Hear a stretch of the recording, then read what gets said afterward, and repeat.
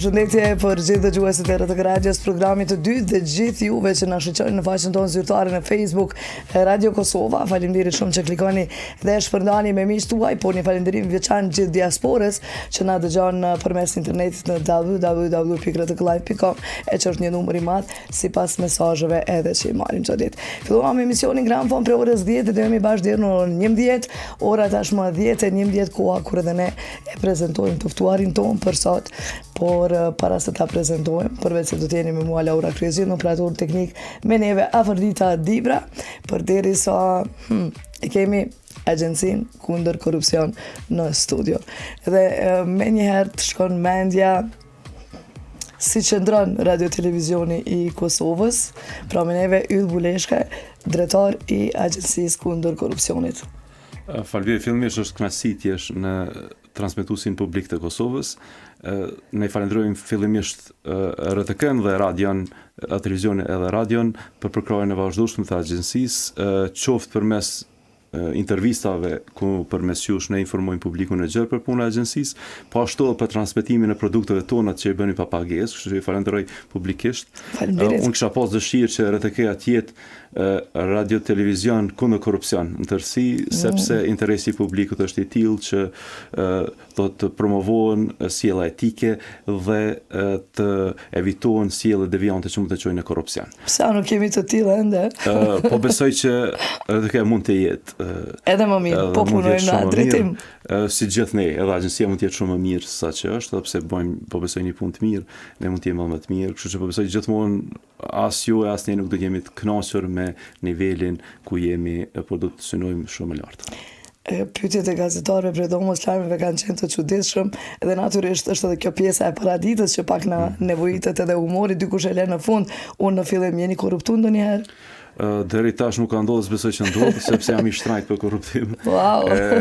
Nuk besoj që nuk ja vlen bara që ron, jo, kur e merr këtë detyrë ki si mision, nuk është punë e zakonshme, po besoj që është si mision i vetëm i imi, po edhe zyrtarë që punojnë një kohë gjatë, sepse kemi mjaft shumë të lashë kur fillon të punojsh me këtë profesionin ton, sepse bën goxha shumë nuk do të them armiq, ndoshta po zyrtar e persona të tjerë që nuk i pëlqen shumë, sepse puna jon është edhe shtrënguese edhe me raste lëshojmë gjuba, me raste përgatitim kallëzime penale, me raste bën mediatike. Kur të i kalohen apo s'ka raste të tilla? Tashmë janë gjetur disa mënyra të tjera për të kaluar përmes institucioneve të tjera, po jo përmes agjencisë. Ka raste të cilat po të kalon qoftë përmes institucioneve të prokurisë apo të gjykatave, e këto është ajo që ne nuk na pëlqen shumë se si po trajtojnë rastet tona, po nuk është që kam të informuar që brenda agjencisë ka ndodhur një e tillë. Po besoj që kjo është një për ne është shumë mirë. Ne tashmë edhe në vlerësimet ndërkombëtare po marrim nota shumë pozitive, edhe dje nëse mund ta përmendi, ka qenë një vlerësim i OECD Sigma, ku një pjesë e këtij raporti është edhe për agjencinë, ku ne kemi pasur nota pozitive, e vetmja notë jo shumë pozitive është resurset jo të kënaqshme të agjencisë për të kryer punën vet, për të cilët ne pajtohemi edhe ne si agjenci, sepse gjithmonë kemi nevojë për më shumë edhe resurse njerëzore dhe resurse financiare, po edhe trajnime specifike për ta kryer. Por ndryshe për meritat urime si agjenci, sidomos ju që udhëheshni si drejtor, por tek resurset dhe ato se çfarë kanë kërkuar konkretisht mund t'i veçojmë, pasi që njëkohësisht po njoftohemi edhe me vetë agjencionin kundër korrupsion se si po qëndron për momentin. Agjencia kundër korrupsion më herët, tash agjencia për parandalimin e korrupsionit, është një institucion i themeluar mjaft herët. Është themeluar në vitin 2006, funksionon në vitin 2007, ka punu me një ligj i cili ka qenë në fuqi deri në vitin 2013 është përditësu, në vitin 2022 ka ndryshuar edhe emri i agjencisë, edhe është zgjeruar mandati, përderisa resurset njerëzore janë të paraafërta me fillimin. E për këtë arsye, ne si agjenci kemi kërkuar që resurset njerëzore të shtohen.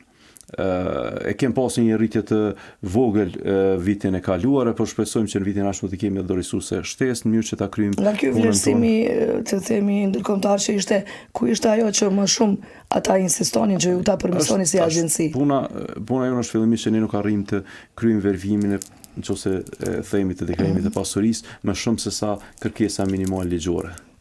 Edhe mënyra e vlerësimit është vlerësimi i kërkuar sidomos sipas ligjit, po jo ndjekja e gjitha trendeve globale për verifikimin e pasurisë. Për shembull, është si trend global mund ta përmendim hetimi apo vlerësimi e lifestyle apo stilit të jetës së zyrtarëve të lartë publik, jo vetëm krahasimi i pagave, po edhe mënyra si jetojnë duke kryqëzuar këto informata, jo vetëm me informata që pranojmë nga institucionet publike, po edhe me informata që mund të gjejmë qoftë në rrjete sociale apo diku tjetër për stilin e jetës, për udhëtimet në vendet e përmendet që deri në vitin 2022 nuk ka pasur ndonjë ndryshim, për cilit vit po menaxhoni ju si drejtor? Nga viti 2022.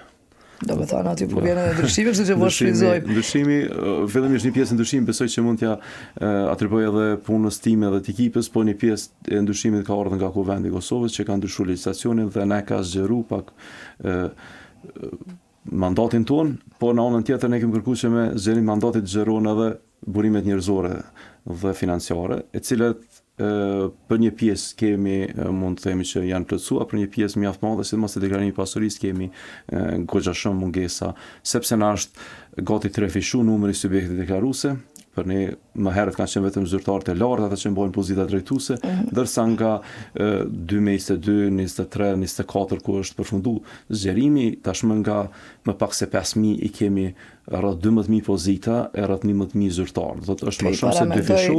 Çfarë thon ata që ka ardhur Bileshkaj në këtë pozitë, kështu që është pak nuk ka është ndjekur trendi i njëjtë me zgjerimin. Kërkesa jonë si agjenci ka qenë që kjo të jetë e parafort, edhe pse ne si agjenci me përkrahen edhe të qoftë ambasada apo edhe të misione të ndryshme ndërkombëtare kem pas përkrahje, jo vetëm nga fondi, nga buxheti i Republikës së Kosovës, por kem pas edhe përkrahje qoftë nga ambasada SBA më herët, nga misioni UNDP-s, nga Këshilli i Evropës, Unioni Evropian e tjerë.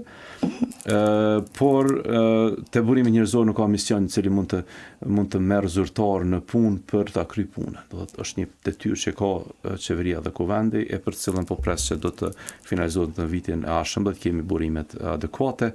Edhe pse buxheti në terma absolut është përmirësuar mjaft mirë, ne kemi më shumë se 2 fish buxhet nga data kur e kam marrë detyrën, do të fillimisht ka qenë rreth gjys milioni, këtë vit e kemi rreth 1.1 milion, do të kemi një më shumë se 2 fishim të buxhetit. Çfarë bën agjencioni me këtë buxhet që e ka? Buxheti më i madh shkon te pagat, më thënë vërtet, është mbi 70% i buxhetit. Do të thotë që janë rritur pagat? Janë rritur pagat, po. Do të punoni edhe më mirë.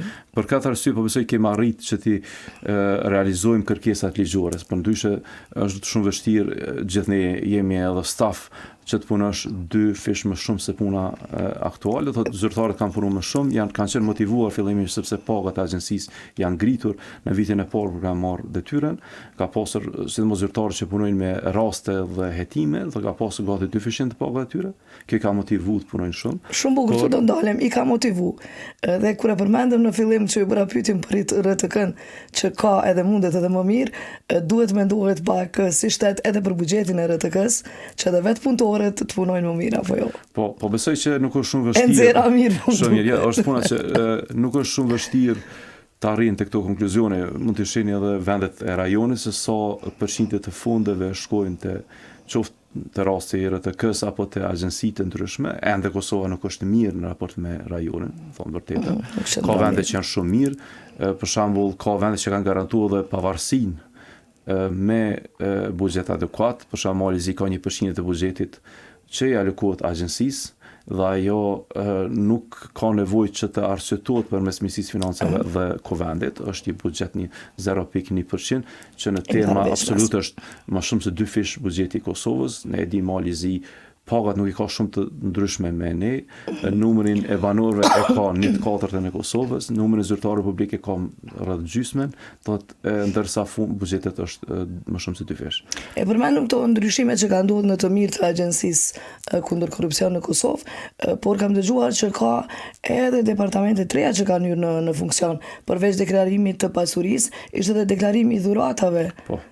Tashmë kemi edhe më herë ka qenë detyrë agjencisë që të merren me mbledhjen informata për dhurata, sepse zyrtarët publik e kanë të ndaluar të pranojnë dhurata për kryerjen e funksionit publik. Ndërsa mund të pranojnë dhurata të cilat nuk ndërlidhen direkt me kryerjen e një detyre, janë disa kufizime. Kufizimet e tilla janë 50 deri në 50 euro vlerë nga një subjekt, ndërsa maksimumi vjetor është 250 euro.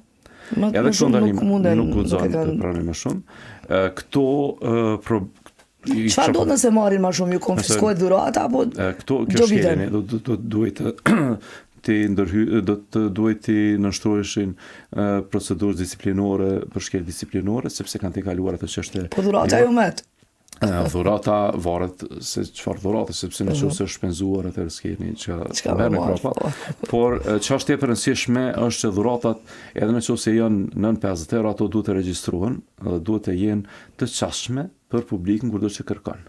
Sepse pranimi i dhuratës duhet të vlerësohet që nuk ka ndikuar në kryerjen e detyrës dhe nuk është favorizuar për shkak të pranimit të dhuratës. Qëllimi i ligjit është të parandalojë pranimin e dhuratave për kryer të detyrës zyrtare. Për kë vlen kjo? Kjo vlen për secilin zyrtar publik të Republikës Kosovës. Për secilin zyrtar publik. Duke filluar nga presidentja e deri te zyrtarët, secili zyrtar deri te zyrtari në recepcion edhe të RTK-s.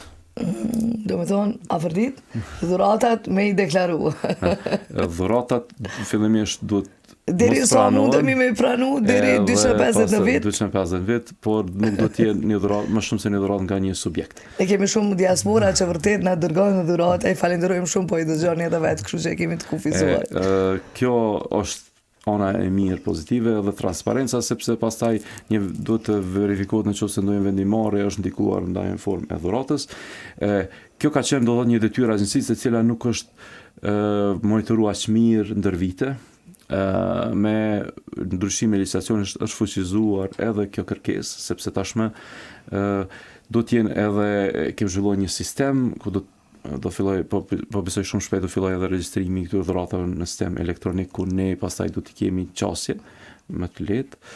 Secili institucion do të ketë këndin e dhuratave, sepse zyrtarët e lartë pranojnë dhurata gjatë vizitave ndryshme zyrtare, ato nuk duhet të jenë pronë e tyre, përveç me kërkesë në agjensi. Do thotë ato duhet të mbeten në institucione, në institucione po. Dhe secili institucion është i obliguar të krijojë këndin e dhuratave. Do të çfarë që marrin të i vendur përveç ato që janë private, nuk mundemi me ato që janë të natyrës private, ne e kemi zhvilluar një procedurë. Për shembull këto parfumet e këto, ndonjë shall, ndonjë kravatë ndryshme e cila është. A duhet të më ekspozohen? Këto nuk duhet të ekspozohen, por këto duhet të regjistrohen. A regjistrohen? Të regjistrohen, sepse duhet të di se çka keni pranuar. Pra secili institucion tashmë duhet të ketë.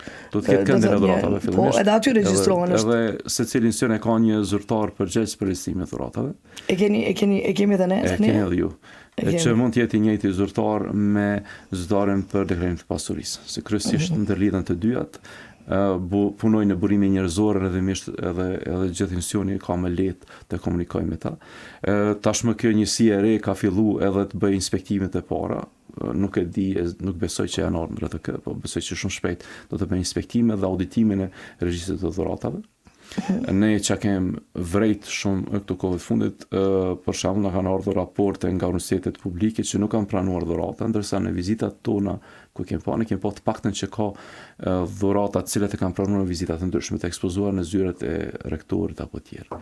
Do që nuk ka një zbatim adekuat të ligjit, sepse pranimi... Çfarë do të thotë se këto privatet nuk i deklarojnë dhe i marrin, i përdorin? Po tashmë kjo është një shkelje e cila do të ndiqet sipas rregullavave disiplinore, përveç nëse nuk ka diçka më tepër që mund të jetë edhe vepër penale, po kryesisht është duhet të kur konsiderohet vepër penale? Vepër penale nëse pranimi i dhuratës ndërlidhet me kryen një detyrë. Nëse të ka kryer do të thotë një pushë në gjuhën e popullit, po ta jap një iPhone. Dhe tim ke thirrur në emision për shkak të dhuratës, atëherë kjo është një gjë që ndalohet dhe rrëdimisht. Pe kaloj provimin. Shpresoj.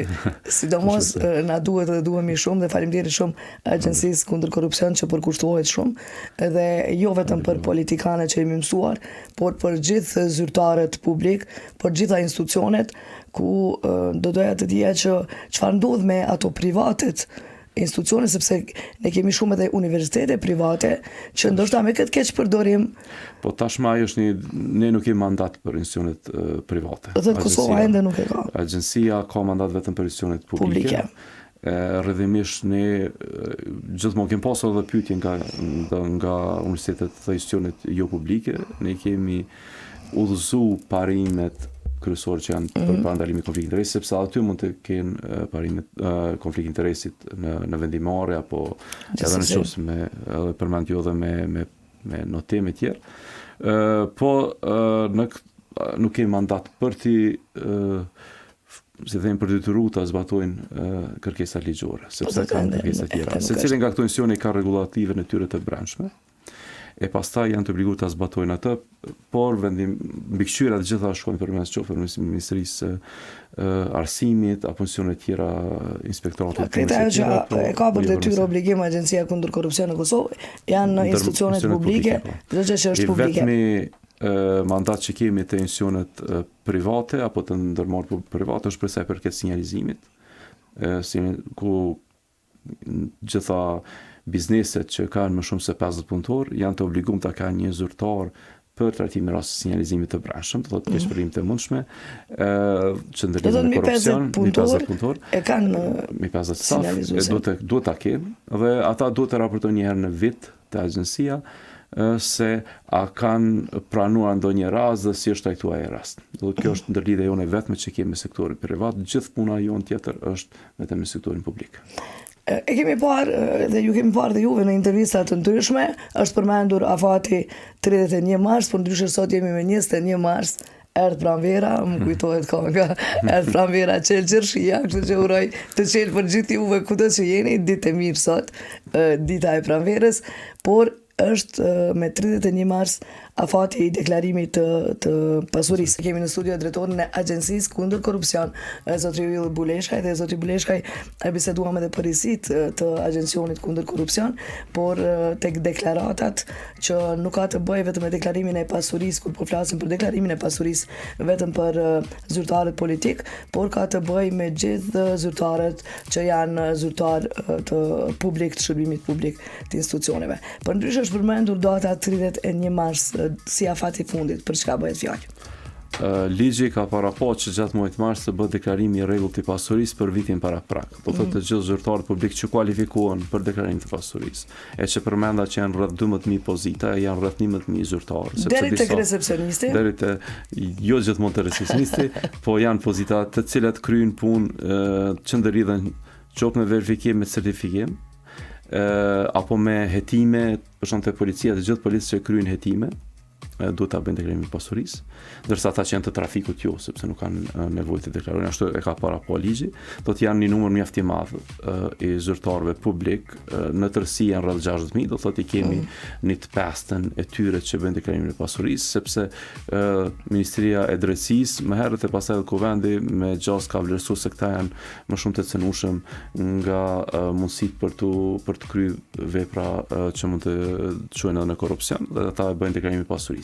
Me deklarimin e pasurisë bëhet edhe deklarimi i interesave, që është mjaft i rëndësishëm, sepse nuk bëhet vetëm pasuria, edhe interesat e ndryshme, antarësimi në OEQ, antarësimi në asociacione të ndryshme, posedimi i aksioneve në biznese, posedimi i kriptoaseteve, posedimi i aksioneve jashtë vendit, brenda vendit e të tjerë, apo edhe në klubet sportive për shembull, gjitha këto duhet të deklarohen. Është një proces i cili nuk është shumë kompleks, sepse tashmë kemi zhvilluar një sistem elektronik për deklarimin e pasurisë, do të është në funksion nga viti 2023, tash e kemi vitin e tretë. Vitin e kaluar është përmbushur ky numri për 11.000 zyrtarë publik, sepse për të parë kanë deklaruar edhe mjekët, estimit sekondar dhe terciar, dhe profesorët universitarë kanë kryer. Do thotë për të parë tashmë nuk ka funksione të reja që e kryejnë këtë vit, do thotë janë të gjitha funksionet që kanë deklaruar më herët.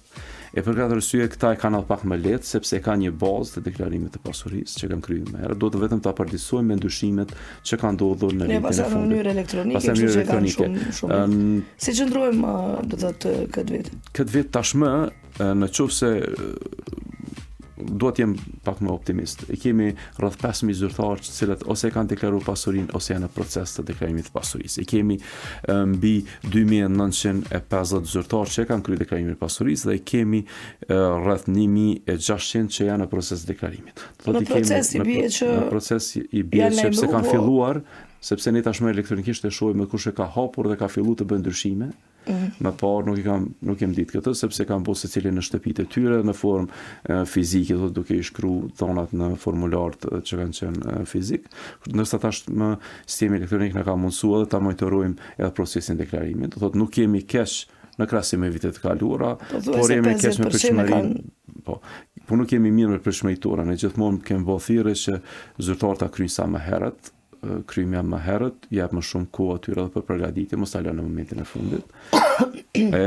Por edhe këtë vit si duket po shkon nga fundi, pse kemi 10 ditë të plota.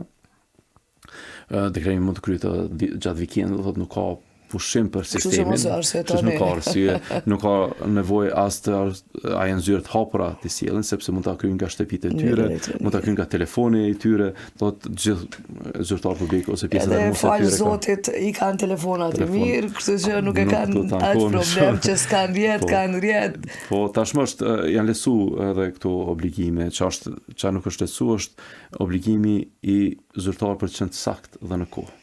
Kjo ne jemi goxha strikt në këtë. Kjo e para të sakt, sa i kemi të sakt. Në deklarim, vitin e kaluar përmendet që ka qenë një përqindje e madhe që ka deklaru, por a ka pasur raste kur në atë lloj deklarimi ata edhe kanë bërë ndonjë devijim apo ndonjë fshehje. Kemi pasur raste, por nuk ka pasur shumë. Ne tashmë jemi në fazën finale të verifikimit të gjithë atyre që kemi filluar ta verifikojmë për vitin e kaluar. Kemi raste, vitin e kaluar kemi pas, nëse nuk gaboj, rreth 60 zyrtarë që janë identifikuar me të deklarimi të sakt. Por mos me thanë të rrejshëm. Po kem pasur në fillimisht. Ka kështu që është njoftë apo s'përmendim emra. Nuk ka nivel shumë i lartë. Kjo për këto jemi të lumtur sepse nuk janë kryesisht nuk kanë qenë niveli i qeverisë, do thotë nivel ministri, zëvendës ministri, nuk ka pasur edhe të kuvendi, nuk ka pasur zyrtar. Rrogat e mira. Po rrogat e mira, por mund të mos deklarojmë sakt, po kem pasur të niveli i mesëm dhe i ulët, tashmë fshehja më e madhe dihet vlera më e madhe. A bëjmë edhe to krahasime që deri në sa kanë arrit me fsheh për shembull? Nuk është që kam statistika, sepse kam kërku, po kërkesa ligjore që nëse mos përputhja është mbi 3.000 euro, ne duhet të dorëzojmë kallëzim penal në prokurori.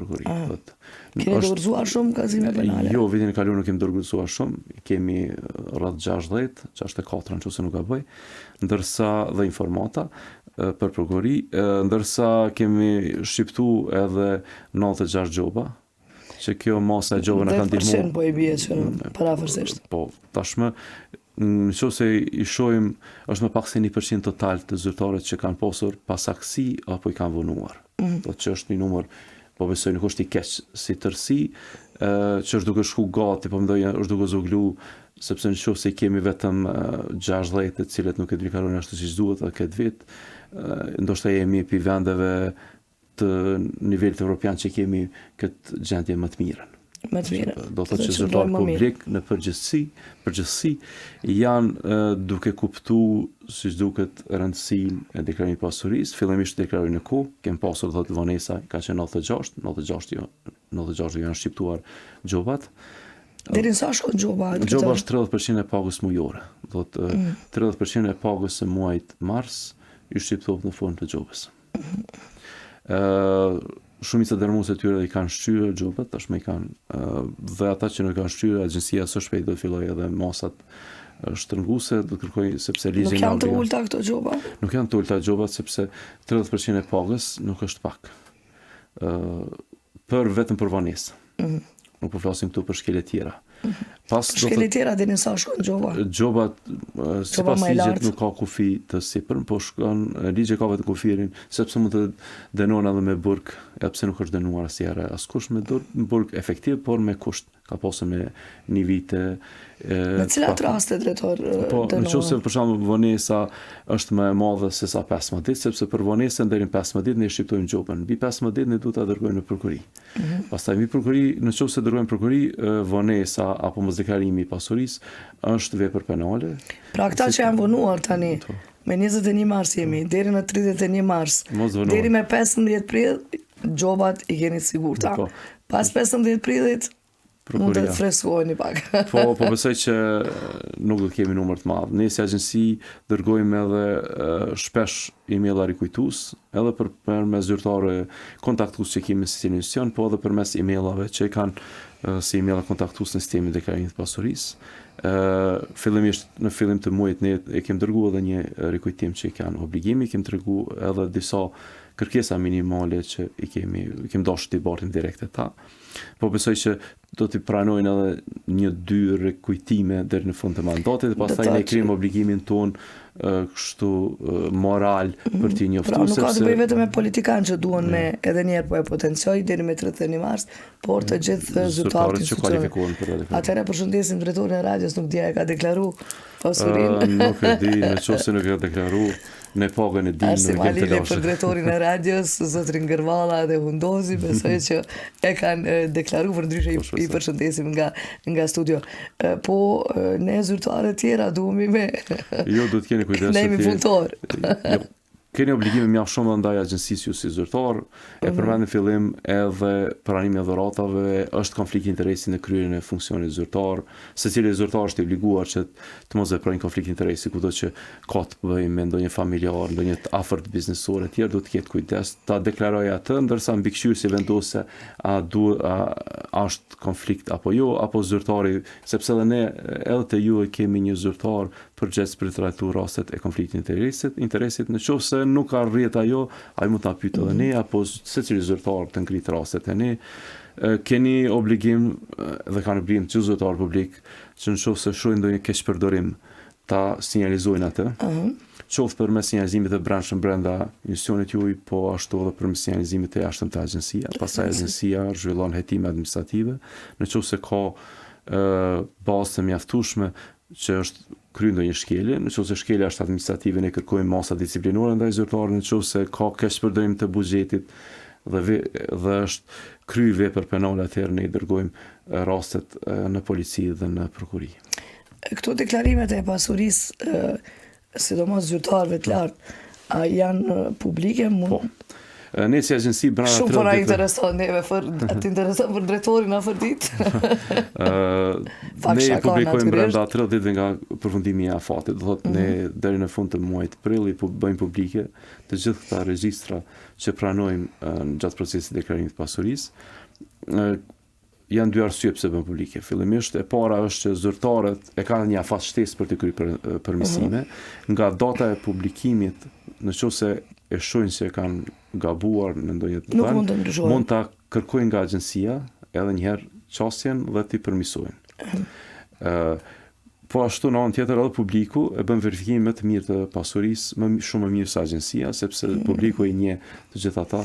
Kur ti jemi në punëtor të vitin e kaluar me këtë vit, sa ka ndryshuar, ka ndryshuar. Po edhe gjëja është për shembull nëse dikush po secili qytetar e din apo se don veturë që nuk është deklaruar, apo se don apartamente apo pasuri tjera të lëshme të palëshme të cilat nuk i kanë deklaruar dhe pastaj raportojnë te ne.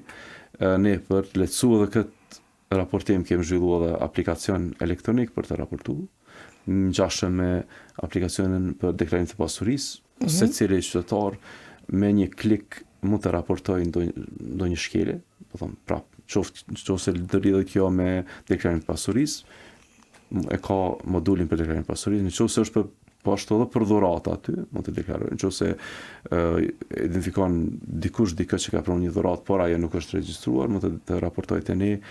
Po ashtu te rasti të konfliktit interesit, ka një vendimmarrje ku dikush ka qenë në proces të rekrutimi ku një familjar i tij apo i saj është rekrutuar. Edhe këtu mund të raportojë te ne, pastaj ne i trajtojmë. Nëse verifikohet ky rast, atëherë ne kërkojmë që të rivendoset për atë rast, të kthehet në zero procesi. Kem pasur atensione të ndryshme edhe të rëndësishme që kem prish procese për shkak që janë lidhur në konflikt interesit.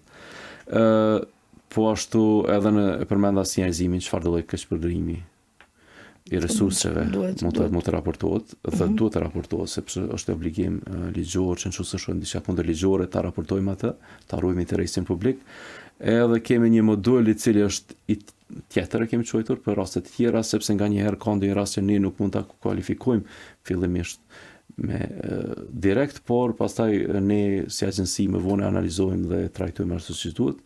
Mund të jetë ndonjë rast edhe që nuk është në mandat të agjencisë, ne pastaj përcjellim të institucionet që kanë mandat për të trajtuar. Si shembull, gjithmonë përmendi rastet vitin e kaluar, kem pasur raste të raportuara për mos lëshim edhe të kuponave fiskal, ku ne kemi përcjellur te ATK-ja dhe ATK pastaj ka inspektuar dhe ka lëshuar xhoba këtyre bizneset që nuk kanë lëshuar kuponin fiskal. Apo ka pasur lëshime në dogan, apo ka pasur Gjithsesi do ndalim edhe këtu në pjesën e fundit pikërisht e kjo pjesë, derisa jemi tek ligjet e te procedurat, jam kurioze, besoj edhe dëgjuesit edhe shoqëruesit të dinë, gjyqtarët sa a e raportojnë? Po gjithë gjyqtarët, edhe duke përfshirë edhe këshillin gjyqësor, po edhe prokurorët, gjithë prokurorët dhe këshilli prokurorial bëjnë deklarimin e pasurisë, kanë obligim ligjor. Kjo është kërkesa. Ka pas rast ndonjëherë kur nuk kanë Ka pasur në kaluarën kur janë vonuar, kur nuk kanë pasur nuk kanë qenë të saktë në deklarimin e pasurisë. Ne kemi duke punuar ata të cilët e mbrojnë ligjin, ata të cilët mbrojnë drejtsinë, nuk kanë qenë të drejtë. Po nuk kanë qenë të saktë ndoshta. Si keni gjobit ata? Ne nuk kemi shqiptu përveç një gjobë vitin e kaluar. Në të kaluarën nuk ka qenë mundësia që ne të gjobisim, ka qenë mundësia të i dërgojmë në përmes kallëzimit penale. Gjyqtarët e kanë pasur, nuk e kanë pasur këto të gjobiten. Jo, me ligjin e ri nga vit, me ligjin e vitit 2022. Pe kur ka ardhur drejtori Buleshka. Na është dhënë fuqia që për vonesa ne të shqiptojmë vetë gjobat, sepse kemi ngarkuar ndoshta sistem prokuror me numër të madh të rasteve, vetëm për shkak të vonesave qoftë edhe disa orë apo ditore. Dhe si të tillë, nga kjo kohë nuk ka pasur shumë vonesa. Në të kaluarën ka pasur më shumë. Tashmë vetëm në vitin e kaluar kemi një rast ku një gjyqtar apo prokuror ka pasur një gjob, të kaluar nuk ka pasur raste të tilla. Këtë vit e kanë deklaruar? Këtë vit janë në proces, që nuk e dim saktë se sa nga ta, ne po bëjmë thirrje dhe besoj që do ta deklarojnë të gjithë. Një numër i madh i prokurorit të ri e kanë kryer deklarimin e pasurisë, ata nuk janë vonuar, ato e di saktë, sepse ka marrë raport. Kemi një grup të prej 24 prokurorë nëse nuk gabojmë, të cilët e kanë filluar mandatin në fund të vitit kaluar dhe kanë deklaruar në fillim të vitit, kanë qenë të saktë dhe brenda kohë. Edhe pse nuk lexoj mesazhe dhe arrin edhe në telefonin privat, lutem drejtorit që sidomos gjyqtarët, prokurorët të hetojnë mirë apo e deklarojnë saktë pasurinë dhe dhuratat e kanë potencu, sepse na morën në qafë, kështu e kanë shkruar. Tashmë ne po besoj që bëjmë verifikime edhe më të mirë edhe të prokurorëve edhe të gjyqtarëve, sepse vitin e kaluar kemi pas një projekt të Unionit Evropian, të financuar nga Unioni Evropian dhe të zbatuar nga Këshilli i Evropës, një projekt mentorimi, kemi pasur një eksperte cila ka ardhur fillimisht, pastaj ka ardhur një kolegi i saj, ku na kanë mentoruar se si ta bëjmë verifikimin e pasurisë për gjithë zyrtarët specifikisht për gjyqtarët dhe prokurorët në mënyrë më të saktë. Ne kemi përditësuar procedurat tona të verifikimit të pasurisë me këto feedback të ekspertëve të Këshillit të Evropës. Kështu që këtë vit po besoj që kemi qenë më të saktë. Nuk e di a kemi gjetje ende, sepse jemi në përfundim të procesit që ndërlidhet me gjyqtarë prokuror, po ato që mund të themi është që verifikimi i pasurisë së gjyqtarëve prokurorëve tashmë bëhet sipas standardeve të Këshillit të Evropës. Kjo ka qenë kërkesë edhe e raportet vendit, si të tillë është financuar ky projekt nga Unioni Evropian dhe është zbatuar përmes Këshillit të Evropës dhe ne e kemi kryer verifikimin, jemi në fazën finale të këtij verifikimi. Kështu që nuk ka, po besoj, arsye për të shqetësuar shumë te kjo temë, sepse është adresuar. Te sa i përket të dhuratat jemi duke punuar, kemi një site të re të themeluar vitin e kaluar, ka rezultate para, po besoj që shumë shpejt do të ketë edhe më shumë rezultate. Ty kemi në studio. Me siguri, ose të paktën mund të vi zyrtarit përgjegjës, sepse mund të japin ndoshta edhe më informata më të prekshme, sepse janë marrur direkt me rastin, ndërsa unë mund të flas më shumë në përgjithësi nga raportet që kanë planuar. Ndoshta është mirë që të bëhet pastaj, sepse është ndoshta më interesant. Por ajo që mund të them është që zyrtar, secili gjyqtar, secili prokuror e ka pranuar një email ku është kërkuar nëse kanë pranuar dhurata apo jo, dhe janë informuar se ato duhet të raportohen fillimisht brenda institucionit e pastaj institucioni përgatit një raport për ne si agjensi. Do tashmë janë të njoftuar me kërkesat ligjore, po shpresoj që nuk ka pasur shkelje të këtyre kërkesave ligjore, por ne do të monitorojmë më afërt, tash nga kjo kemi filluar të monitorojmë pak më afërt. Dhe temë që është mjaft e gjëre që do duhej shumë shpesh të trajtohej janë edhe kuponat fiskal, që natyrisht i takon administratës tatimorit të Kosovës, por besoj që edhe Agjencioni kundër korrupsion ka një rol shumë të madh, sepse vetë ato biznese që nuk lëshojnë kupona fiskal në një farë forme edhe bëjnë keq përdorim me një fjalë korrupsion. Dhe besoj që një ditë, sepse vështirë ta kemi ju Buleshkën në studio, faleminderit që erdhët. Besoj që edhe për këtë temë do të kemi gjithsesi. Se po e kërkoj premtimin publik që do të jesh. Po besoj që do të kemi mundësi, sepse e gjejmë kohën që përshtat juve dhe neve dhe nuk kemi ndonjë problem, po kuponi fiskal një në mos që e parandalon evazionin fiskal. Për këtë të ty janë përgjegjës ATK të jetoj, por se si rast që raportohet te ne zhvillojmë fillimisht një hetim fillestar dhe pastaj përcjellim te institucioni përgjegjës, sepse ne nuk mund t'i gjobisim bizneset, por mundet ATK-ja, mund të ngritë edhe masa tjera. Mund të verifikoni se ku është duke u kryer korrupsion. E mira është që ne për shembull si agjensi, kur dërgojmë një rast në ATK, ne marrim informatën kthyese dhe ne përcjellim te subjekti që ka raportuar. Për shembull nëse XY personi ka raportuar, sepse kemi pasur raste, sidomos te komunat që janë me banor jo shumic, te rajoni Gjilanit kemi pasur mjaft shumë raste që janë raportuar dhe ne ato që kanë plotësuar kriteret kemi përcjellur te ATK-ja dhe ATK pastaj ka vizituar këto biznese dhe ka shqiptuar dhe gjoba. Dhe ka kërku, ka pasur biznese që kanë refuzuar të kenë një ark fiskale, pastaj me vizitin që është bën nga ATK-ja, ata janë obliguar dhe kanë pastaj në posedim arkën fiskale. Në këtë mënyrë do thotë nuk i ket obligim ligjor të paguajnë taksat për shtetin e Kosovës. Secili biznes është i obliguar që të kryejë këto, sepse këto pare pastaj edhe ne edhe ju i përdorin për të mirën e publikut. Qytetarët thonë nganjëherë, po pse ne të interesojmë për këtë punë? Unë gjithmonë i them, biznesi gjithmonë është çmimin që ju e paguani e llogaritot taksën.